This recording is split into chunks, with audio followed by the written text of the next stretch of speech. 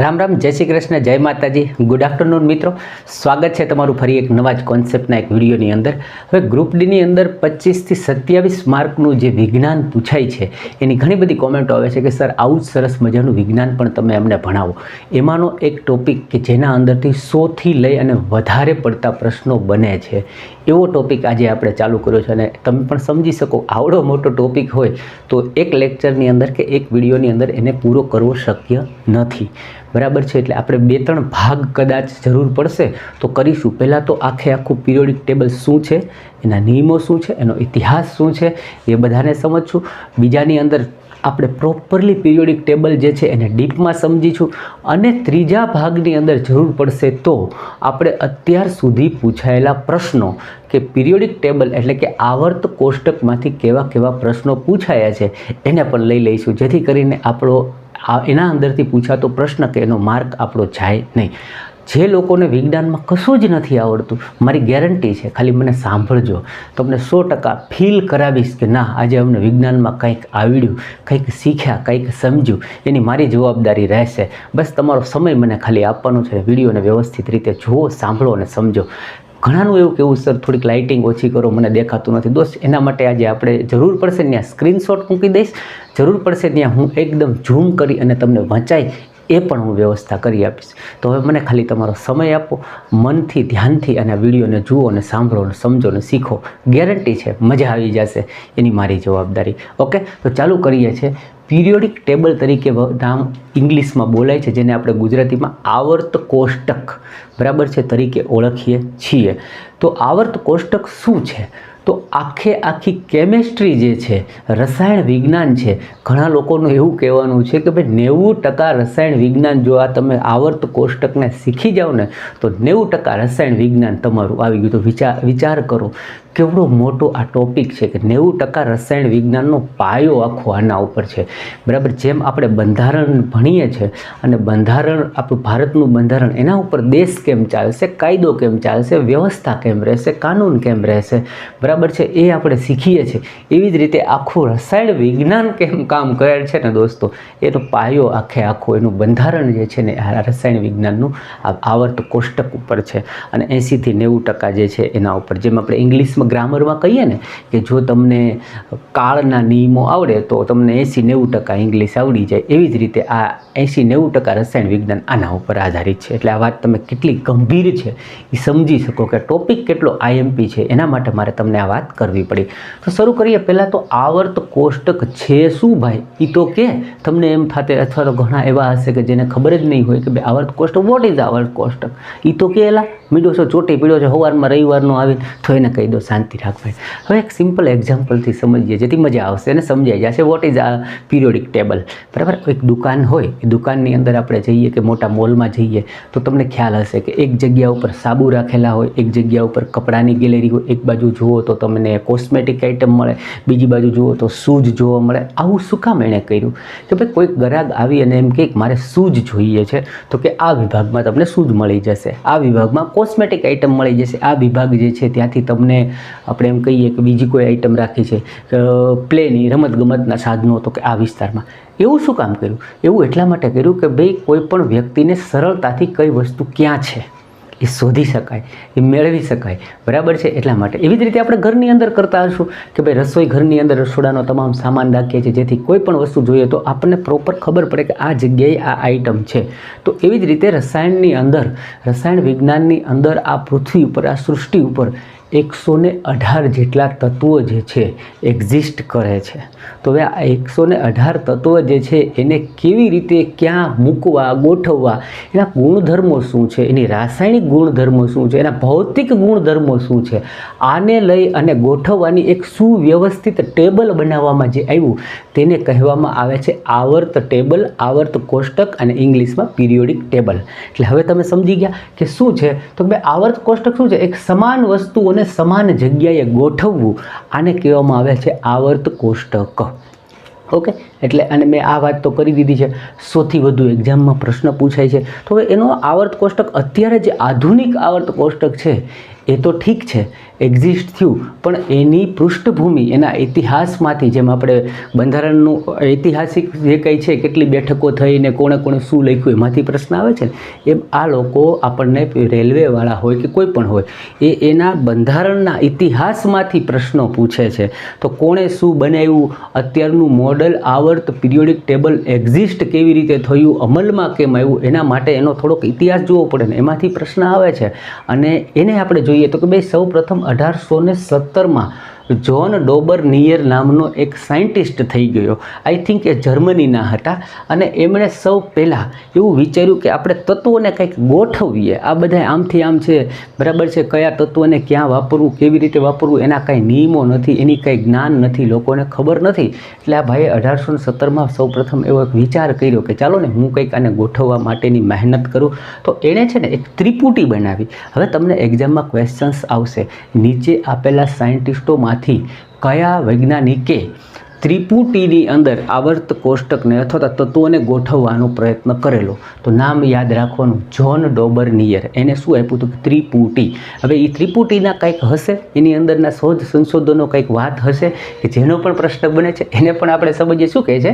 એણે એવી રીતે ગોઠવા કે મધ્યમાં રહેલું તત્વ, બરાબર છે, મધ્યમાં રહેલું તત્વ અન્ય બે તત્વના પરમાણુ દળના લગભગ સરેરાશ જેટલું છે. આ લાઈન બેઠે બેઠી પૂછાશે. ફરીથી વાંચી લઉં કે મધ્યમાં રહેલા તત્વોને, એટલે એને ત્રિપુટી એટલે 3-3ની જોડકું બનાવ્યું. હવે જોડકું બનાવ્યું એમાં શું કે મધ્યમાં રહેલા, એટલે જે વચ્ચે રહેલું તત્વ છે એ અન્ય બે, એટલે એની આગળ ને પાછળના રહેલા બે તત્વના પરમાણુ દળના લગભગ સરેરાશ જેટલું હોય. તો હવે અહીંથી પ્રશ્ન પહેલાં બનશે કે સાહેબ એ તો કયો પરમાણુ દળ એટલે શું, પરમાણુ ક્રમાંક એટલે શું? આનું તો મને નોલેજ નથી ભાઈ, હું નવો છું, હું વિજ્ઞાન હજી શીખી રહ્યો છું. સાહેબ હું પાપા પગલી પાડું છું. દોસ્ત તારા માટે હું ચિંતા ના કર, તારા માટે પણ મેં લખ્યું છે કે ભાઈ પહેલાં તો આપણે સમજીએ આ બધાએ જે બનાવ્યા ને એ કેવી રીતે બનાવ્યા. તો આણે શું, આનો બેઝ હતો. બેઝ એટલે એને આધાર રાખ્યો. કોને આધાર બનાવ્યો? કે મારે આ 3-3 ગોઠવવા છે, પણ મારો કંઈક આધાર હશે ને, હું શેના આધારે ગોઠવું, બરાબર છે? 118 તત્વોને મારે મૂકવા કેવો કંઈક આધાર રાખવું, જેના આધારે ગોઠવું? તો કે ભાઈ એને છે ને પરમાણુ દળના ચડતા ક્રમમાં ગોઠવવાનું નક્કી કર્યું. 3-3ની જોડી બનાવી. એ જોડી એવી બનાવી કે વચ્ચે રહેલું જે છે ને એ પહેલાં અને છેલ્લાના બેના સરવાળાને ભાગ્યા 2 કરો, એટલે કે એના સરેરાશ મુજબ વચ્ચેના તત્વોને. એનું એક્ઝામ્પલ લઈએ, પણ એના પહેલાં પરમાણુ દળ એટલે શું, પરમાણુ ક્રમાંક એટલે શું, એને પણ આપણે સમજી લઈએ. તો કોઈ પણ તત્વ જે છે ને, કોઈ પણ તત્વ, બરાબર છે, એના અંદર તમે જોશો તો એનો ન્યુક્લિયસ એટલે એના કેન્દ્રની અંદર શું હોય? તો કે ન્યુટ્રોન અને પ્રોટોન હોય. શું હોય? ન્યુટ્રોન અને પ્રોટોન હોય. એ બેયનો જો તમે સરવાળો કરો, ન્યુટ્રોન વત્તા પ્રોટોન, તો એને કહેવામાં આવે પરમાણુનું દળ, પરમાણવીય દળ. ઓકે, તો પરમાણવીય દળનો જ સહારો લીધો. આણે શું વિચાર્યું કે ભાઈ જેનું જેટલું દળ છે એને હું ચડતા ક્રમમાં ગોઠવું, બરાબર? જેનું પરમાણુ દળ જે છે 1 હોય તો એને પહેલા નંબરે ગોઠવું, 2 હોય તો એને બીજા નંબરે, 3 હોય તો એને ત્રીજા નંબરે. તો પરમાણુ દળ પ્રમાણે, બરાબર છે. હવે એને કોઈ પણ પરમાણુ દળ હોય ને એની પાછળ યુનિટ તરીકે યુ લખાય, બરાબર? જેમ કે આપણું વજન છે તો આપણે માનો કે હું 68 લખું તો 68 પાછળ કેજી, કિલોગ્રામ. તો એમ જેનું પણ પરમાણુ, કોઈ પણ તત્વનું પરમાણુ દળ છે ને એની પાછળ યુ તરીકે લખવામાં આવે છે. હવે વાત રહી પરમાણુ ક્રમાંક. પરમાણુ ક્રમાંક કોને કહેવાય, બરાબર? તો કોઈ પણ તત્વના કેન્દ્રમાં રહેલા પ્રોટોનની સંખ્યા, એટલે કે પી, પ્રોટોન જેટલા હોય, બરાબર છે, એને કહેવામાં આવે છે, શું કહેવામાં આવે છે? પરમાણુ ક્રમાંક. અને પરમાણુ ક્રમાંકને એને ઝેડ તરીકે દર્શાવવામાં આવે છે. એક એક્ઝામ્પલ લીધું કે ભાઈ કાર્બનની અંદર 6 પ્રોટોન છે અને 6 ન્યુટ્રોન છે. તો એ આપણે અહીં શું કીધું? પરમાણુ દળ પ્રોટોન વત્તા ન્યુટ્રોનનો સરવાળો, એટલે કે 12U.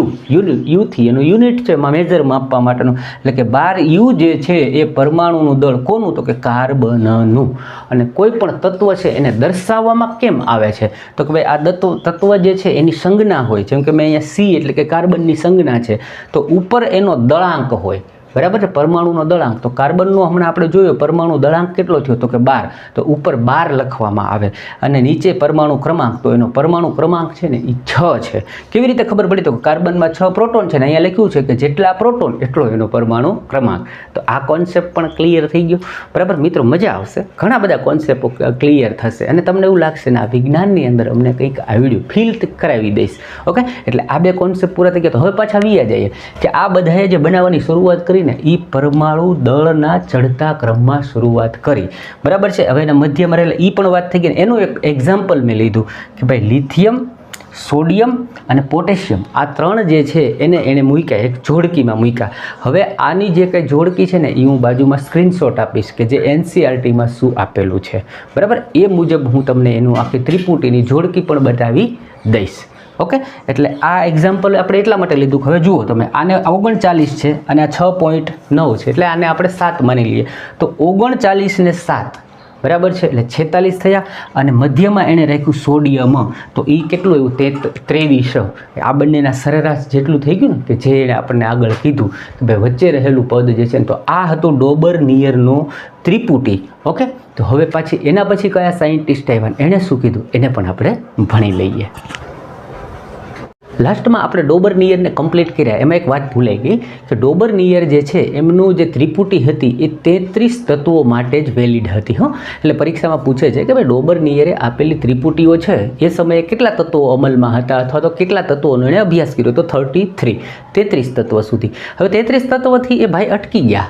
પછી એના પછી નવા તત્વો આવ્યા હશે માર્કેટમાં, એટલે પાછું એમાં કોઈક નવો વૈજ્ઞાનિક આવશે, એને થશે કે આમાં કંઈક છંછેડવું પડશે, ચેન્જીસ કરવા પડશે, આગળ વધવું પડશે.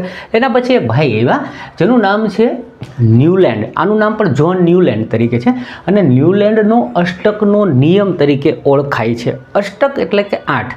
આને એવી રીતે પણ બોલે છે ઓક્ટેવ નિયમ. ઓક્ટેવનો મતલબ પણ 8 થાય. એટલે ન્યૂલેન્ડનો અષ્ટકનો જે નિયમ હતો એ 1866માં એણે પબ્લિશ કર્યો. હવે અહીંયાથી એવું કહેવાય કે ભાઈ હાઇડ્રોજન તત્વ જે છે એને કોઈએ ગોઠવવાની શરૂઆત કરી હોય તો આ ભાઈ એણે હાઇડ્રોજનથી શરૂઆત કરી.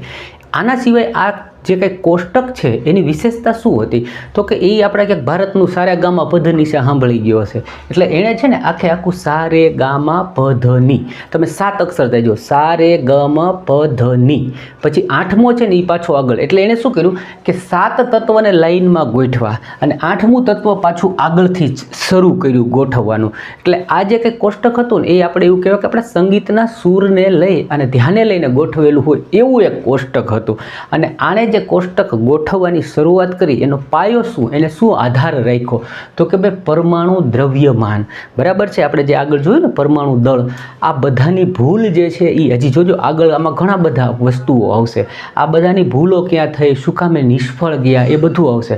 આણે પણ શું લીધું? ભાઈ પરમાણુ દ્રવ્યમાન જે છે એને એનો પાયો બનાવ્યો, એને એનો બેઝ કર્યો. તો હવે આગળ જતાં થોડું એવું બન્યું, બરાબર છે, કે ભાઈ એણે જ્યારે 1 થી 7 અને ગોઠવા તો 8મો જે છે આનું કહેવાનું એમ હતું કે પહેલો અને 8મો એના બેના ગુણધર્મો સમાન થાય એવી રીતે હું ગોઠવું. એટલે જેની નીચે જે આવે ને એ સમાન ગુણધર્મવાળું હું ગોઠવીશ એવું એ ભાઈએ કીધું અને એ રીતે ગોઠવા. તો એને તકલીફ થઈ કે એ જે ગોઠવા ને કેલ્શિયમ સુધી જ આ ટેબલ હાલ્યું. પછી કેલ્શિયમ પછીના જે કંઈ એને ગોઠવણ હતી, બરાબર, એક્ઝામ્પલ તરીકે હું એમ કહું કે ભાઈ 1ની નીચે હું 8 ગોઠવું, એની નીચે પાછા હું 15 ગોઠવું, તો આ ત્રણેય જે છે એના ગુણધર્મો સમાન છે એવું હું માનીને આ ટેબલ બનાવ્યું. પણ એ કેલ્શિયમ સુધી ફોલો કર્યું, પછી ફેલ થઈ ગયું. બરાબર, એટલે આમાંથી પ્રશ્ન આવશે કે ભાઈ ડોબર-નિયરનો અષ્ટકનો નિયમ જે છે એ ક્યાં સુધી ફોલો કરે? તો કેલ્શિયમ સુધી ફોલો કરે. એ તમને યાદ હોવું જોઈએ. અને એને જે બનાવ્યા એને કેટલા તત્વ કુલ લાવ્યો? તો કે એણે 56 તત્વ જે છે એનું એણે અભ્યાસ કર્યો અને ગોઠવા. બરાબર છે, એટલે હવે તમને એ પણ ખબર પડે ને કે 7-7ની લાઈનમાં એણે 56 ગોઠવા, એટલે 7, 8 અને 56, તો કુલ કેટલી લાઈન થઈ? તો કે 8 લાઈન થઈને 7-7ના એણે ગોઠવા. એ પણ પૂછે છે. બરાબર, એટલે 56 તત્વ ગોઠવા, એકની અંદર 7-7 બેસાડ્યા, સારેગામા પધનિશા મુજબ કર્યા. એનો જે બેઝ હતો એ પરમાણુનું દ્રવ્યમાન કે પરમાણુ દળ હતું, કેલ્શિયમ સુધી આ ફોલો કર્યું, પછી ફેલ થઈ ગયું. અને એનું લાસ્ટ તત્વ પૂછે કે એનું છેલ્લું તત્વ કયું હતું? પૂછે છે, યાદ રાખજો, થોરિયમ. કયું તત્વ? બોલો, થોરિયમ. એટલે માઇન્ડમાં રહેશે. અષ્ટકમાં છેલ્લું થોરિયમ ક્યાં અટકું? કેલ્શિયમે અટકું. ઓકે, અહીંયા સુધી થયું. હવે એ ભાઈની થોડીક ભૂલો હતી. બરાબર છે. એ ભાઈ જે છે ને એ થોડાક વેમમાં આવી ગયા. આવું બધું કર્યા પછી શું વેમમાં આવી ગયા, એણે એક મોટો ધડાકો કરી દીધો. એણે એવું કીધું, એની ખામી કે ભૂલ એ હતી કે દુનિયામાં 56 તત્વો જ છે. હવે આના પછી દુનિયામાં ના તો કોઈ નવું તત્વ આવશે, ના કોઈ તત્વની શોધ થશે. આવું આ ભાઈએ છાતી ઠોકીને કીધું. આ ભાઈ ફેલ હું કામ થયા એ પણ પૂછાય કે ભાઈ તમને એવું પૂછશે, નીચેનામાંથી 4 ઓપ્શન આપ્યા હોય કે કયા કયા ડોબરનીયર નહીં, ઓક્ટેવ જે છે બરાબર છે, ન્યુલેન્ડના અષ્ટક નિયમમાં કયા કયા એની ખામીઓ હતી. તો પહેલી ખામી એણે એવું કીધું 56 તત્વો જે દુનિયામાં છે, હવે કોઈ તત્વ શોધાશે નહીં અને આવશે નહીં. બીજી ખામી શું હતી તો કે ભાઈ તત્વોના સમાન ગુણધર્મો છે ને એક સાથે ન બેઠા. એણે એવું કીધું હતું કે મેં બધાને એક આરે એવા આમ જે હમણાં વાત થઈ ને કે લાઇન સર અહીંયા બેસાડ્યા હતા, 1 ના નીચે 8 ના નીચે 15, એ પાછા આગળ જતા એવા સમાને ન બેઠા, એટલે તો એ ફેલ થયું. બરાબર, એનું ઉદાહરણ છે, ઉદાહરણ પૂછે છે ક્લોરિન, ફ્લોરિન અને બ્રોમિન, એ ત્રણેય જે છે ને એણે ક્રમમાં ગોઠવા, બરાબર, પરંતુ ખરેખર એના ગુણધર્મો છે એ સમાન ન હતા.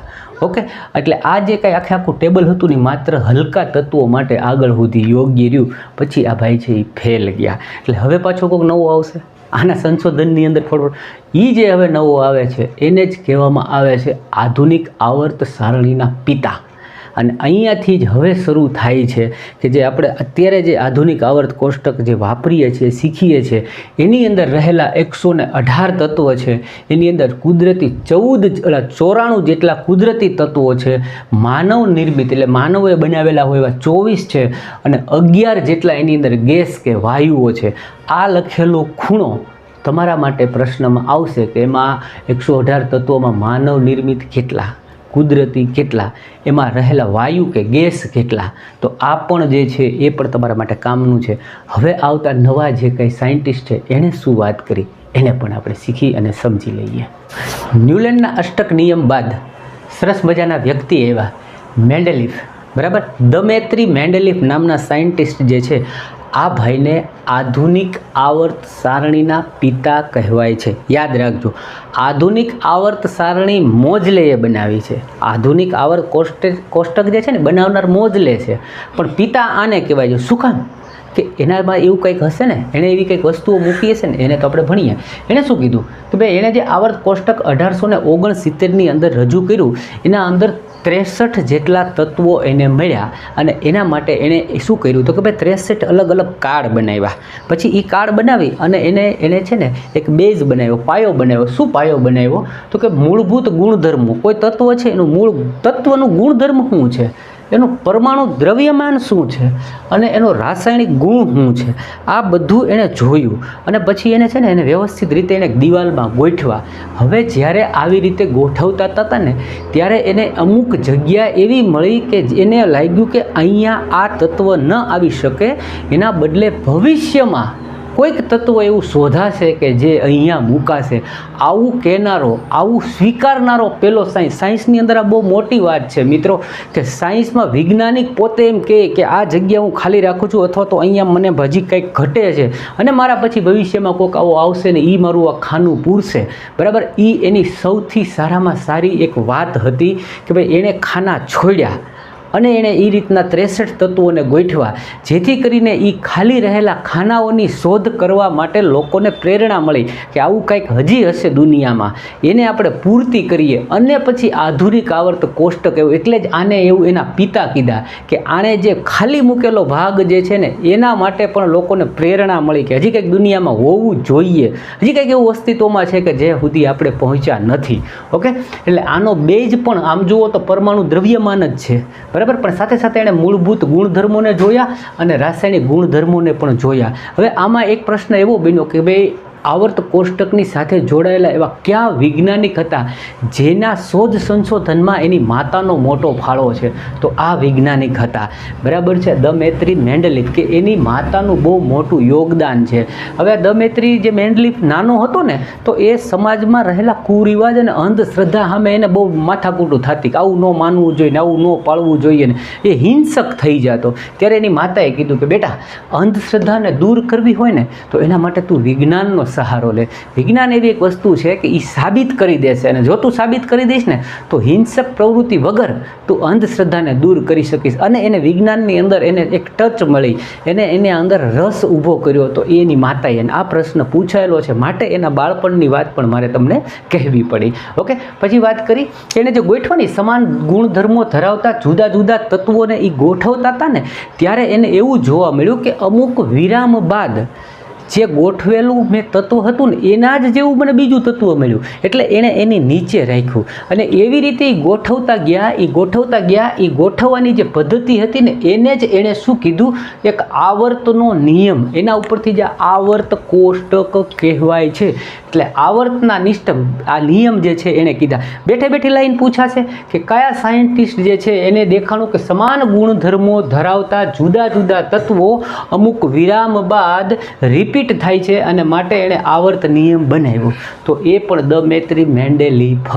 ઓકે, એને પણ યાદ રાખીશું આપણે. હવે એની અંદર એ સારી વસ્તુ શું જોવા મળે તો કે એના અંદર 0 ગ્રુપ અથવા તો શૂન્ય ગ્રુપ સમૂહ જે છે એ જોવા મળ્યું. બરાબર છે. જે અત્યાર સુધી કોઈ શૂન્ય ગ્રુપ શું છે એ પહેલાં કહી દઉં. શૂન્ય ગ્રુપ એટલે નિષ્ક્રિય. બરાબર, કોઈ પણ વસ્તુ નિષ્ક્રિય કે એ કોઈપણની સાથે ક્યારેય પણ કોઈ જાતની પ્રક્રિયા ન કરે એને નિષ્ક્રિય કહેવામાં આવે. તો આને એવું લાગ્યું કે ભાઈ આ તત્વો એવા છે કે જે નિષ્ક્રિય છે, ક્યારેય કોઈની સાથે કોઈ પણ જાતની પ્રોસેસ નહીં કરે, પ્રક્રિયા નહીં કરે, એટલે એણે શૂન્ય ગ્રુપમાં મૂક્યા. જેમ કે હિલિયમ. બરાબર છે, તમને કદાચ ખ્યાલ હોય ના હોય, હિલિયમ જે છે ને બરાબર છે એ શૂન્ય ગ્રુપનું પહેલું તત્વ છે, વાયુ છે. એ એવો વાયુ છે, અને શૂન્ય ગ્રુપમાં બધા વાયુઓ જ આવે, હો એ પણ કહી દઉં. એવો વાયુ છે કે એ ક્યારેય પણ કોઈ સાથે છે ને એ પ્રોસેસ ન કરે.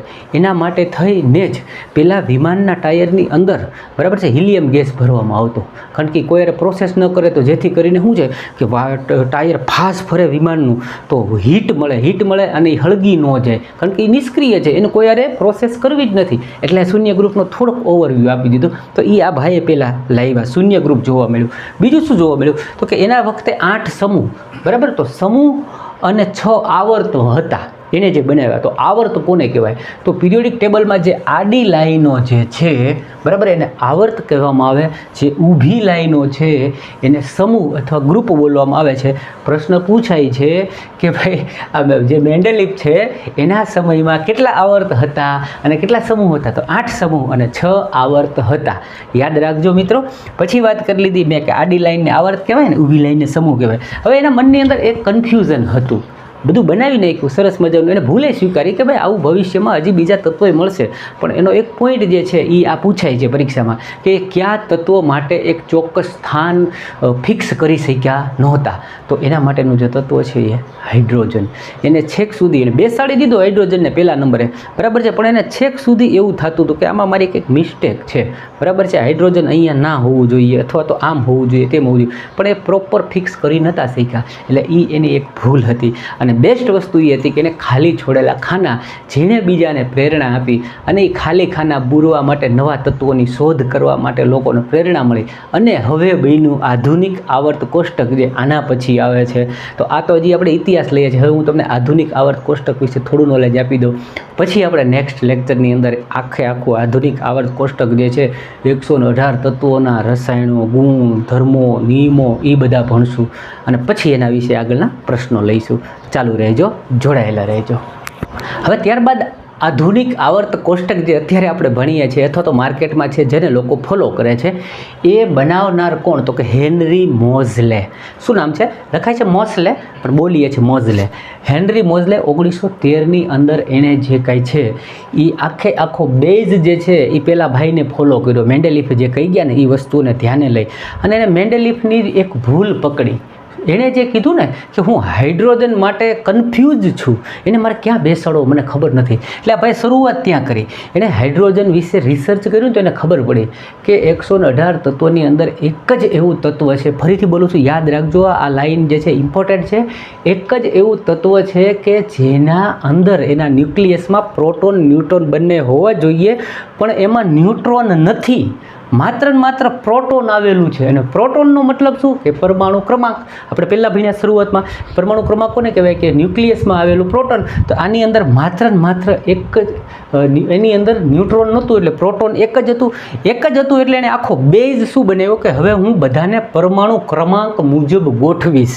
અત્યાર સુધી બધા ગોઠવતા હતા એને તકલીફ શું કામ થતી હતી કે પરમાણુ દ્રવ્યમાન પરમાણુના દળને આધારે ગોઠવતા હતા એટલે ક્યાંક ને ક્યાંક હેરાન થતા હતા. આણે એમાંથી શીખ્યો અને શું કર્યું કે ભાઈ હાઇડ્રોજન જે છે એની અંદર માત્ર ને માત્ર પ્રોટોન છે એટલે એને હું 1 નંબર બેસાડું અને એને પહેલા નંબરે બેસાડ્યો.